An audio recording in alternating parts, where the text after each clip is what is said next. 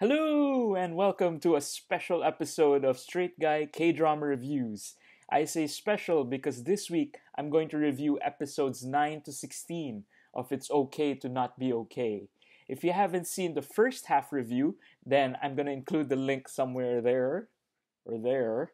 Not sure yet, but it's going to be there. So don't watch this video unless you've seen the other one, okay? Alright, let's start with my 10-point review of the second half.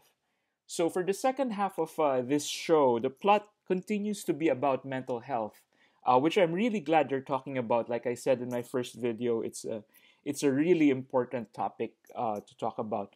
But you know what I noticed about episodes 9 to 16 is not just the mental health part, but they talk a lot about how powerful parenthood really is, especially in Asian societies like Korea, right?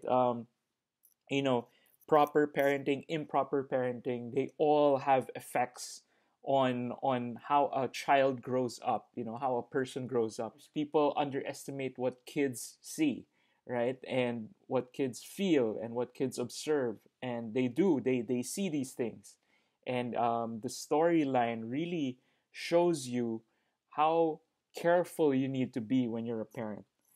All right, production value. So in my first video, my hope was that they would continue with all the good stuff that they did in the first 8 episodes, and for the most part, they did that. Camera work was really good. Still a lot of visual metaphors, which I really appreciated. Um, but they sort of trailed off with the animation a little bit. I mean, it came back on the last episode, but from episodes 9 to 15, they basically forgot to add, the superimposing animation on live action or more animation as they tell stories. So I'm a little bit disappointed, but not a lot, not a lot. From episodes 9 to 16, I think my favorite underlying theme really here is you can see the growth of the characters, and a lot of the growth, if not all of the growth of these characters, stem from one important fact, which is that we have to allow ourselves to be happy, right? We have to give permission to ourselves to be happy. And if you look at all of the characters that changed for the better, they just told themselves that it's time to do something for myself, right? To be my own person. And I think that's a really great message. It ties in with the title, right? It's okay to not be okay. And it's also okay for you to give permission to yourself to do what you want and to be happy. So Seo Ye Ji, who plays Ko Moon Young, the writer, she changes from this uh, dark person who seeks harm and death and refuses to build relationships. Here in the second half, she really transforms into somebody that is fierce, very loyal, very protective of the family that she has chosen for herself. Kim Soo Hyun, who plays Moon Gang Tae, also has a great change here, and I love the way his character changes. Right, so when in the beginning, in the first half, he was this character that just took in everything. People attacked him, all of the problems. He just took it upon himself, and here he's really learned to talk about what he wants, which is very important, I think, for all of us to learn. If you want something, just say it. And he also sort of gave permission to himself, like I said, to take breaks, take days off, um, not work or play hooky or release his anger, right? He gave himself permission to do things that he wanted, and that really changed him as a person. Oh Jung Se, again, who plays Moon Sang Tae, who is on the autism spectrum. I really love the way he navigated this character. It's very easy for this character to just become a plot point, right? Like always the one with the problem, always the one causing the problem. But here, he's able to portray how the character changes to be more inclusive, to be more responsible, as the big brother. Oh Jung Se was able to portray how Sang Tae took it upon himself also that, you know what, I am the big brother, and I want to work. I don't want to keep going to trade schools. I don't want to be coddled. Like, I want to be the one to give my younger brother an allowance, right? Be a responsible adult. So I love that change. And then Park Kyu Young, who plays the nurse Nam Juri, she also has a very delightful change in her. In the first half of the show, she had so much pent up anger. She had like a victim complex.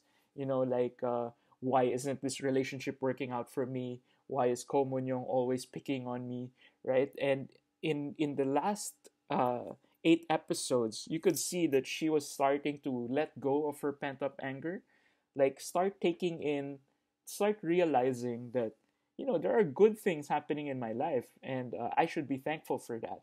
And that sort of changed her to become a nicer person. So again, very organic change, which I love. All right, number 8, food and fun. So I gotta say, like, they kept showing the pizza, and man, that pizza looked really good. It had like 8 flavors. Let's see if I remember. There's ham, pepperoni, pineapple, corn, chilies. That's jalapeno chilies, and then red chilies. And then I think there's pumpkin in one of them, and then shrimp and garlic. I got it, 8 flavors. Uh, but I'm super happy because they put pineapples on pizza, and I'm a big big supporter of pineapples on pizza. Go ahead and fight me in the comment section, but I think it works because in this particular pizza, the pineapples look like they have chili flakes on them, and spice really does well with pineapple on a pizza. Believe me. I don't know if you guys noticed or will notice when you watch, but Ko Moon Young's nail color changes with every wardrobe change. I mean, I thought in the beginning it was a problem with continuity, but now I realize they did it on purpose. Now the question is, did they do that as a quirk, as something hopefully they would that the audience would notice, or does it signify, her current mood or her current beliefs, right? So that's for you to decide. That's the fun part. When I reviewed the first 8 episodes, I said this was one of the most beautiful and most beautifully shot K dramas I've ever seen. And watching the last 8 episodes has not changed my mind. This is a beautiful, heartwarming, very, very smart story. So if you're a fan of K drama, you have to watch this K drama. And, this is going to be a little bit on the melodramatic side for straight guys. But man, if you're a parent, if you're thinking about being a parent, or you're close to your parents, man, you're gonna want to see this K drama. It's that important. It's that beautiful.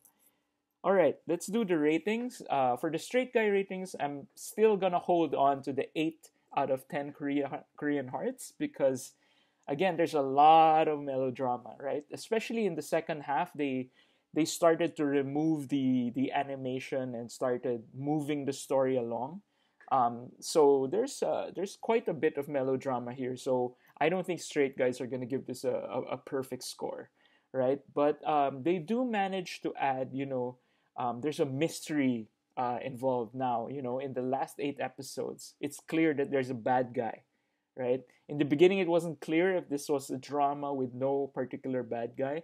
But in the last 8 eps, there's a bad guy. So there's a mystery to look for the bad guy. So I think that part will help straight guys along, push through the melodrama. Meanwhile, personally, I'm gonna give this a 10 out of 10 Korean hearts because, again, just simply one of the best K dramas. All right, that's it. That's my special review of the last 8 episodes of It's Okay to Not Be Okay. Make sure to watch this show completely and then comment below if you agree or disagree with any of my points.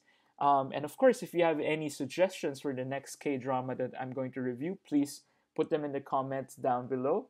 And in the meantime, you can watch my other videos right now.